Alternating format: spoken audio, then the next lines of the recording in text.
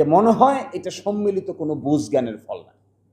যদি সম্মিলিত কোনো বুঝ জ্ঞান হইতো, কনসালটেশন হইতো, আলোচনা হইতো, থ্রেড বেড ডিসকাশন হইতো, তাহলে অন্তত এই ধরনের পদক্ষেপ নিতে পারার কথা নয়। তো এই জন্য আমাদের সকলের দায়িত্ব হবে এই জুলাই সনদ বাস্তবায়নের জন্য সাংবিধানিক যে সমস্ত বাধা নিষেধ আছে, এই বাধা নিষেধকে ওনারা যেভাবে ব্যাখ্যা করছেন, এই ব্যাখ্যা থেকে বেরিয়ে আসতে হবে। এটা সঠিক ব্যাখ্যা না। আমরা তো এখানে দেখতে পাচ্ছি অনেকেই ঐক্যমত্য কমিশনে ছিলেন।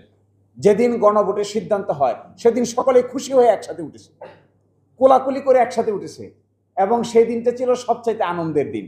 আমার ধারণা সবাই একজন আরেকজনকে জড়িয়ে ধরেছে। বিএনপি এগ্রি করেছে গণভোট আমরা যাব, এখন বলছে গণভোট অসাংবিধানিক। হ্যাঁ হ্যাঁ, এবং ওইটা টেলিভিশনে রেকর্ড করা আছে। আপনারা কেউ যদি সুযোগ থাকে ওই টেলিভিশনের রেকর্ডটা একটু দয়া করে রিমাইন্ড করবেন, এবং কে এই প্রস্তাব দিয়েছে, কারাই প্রস্তাব সমর্থন করেছে ওখানে দেখতে পাবেন।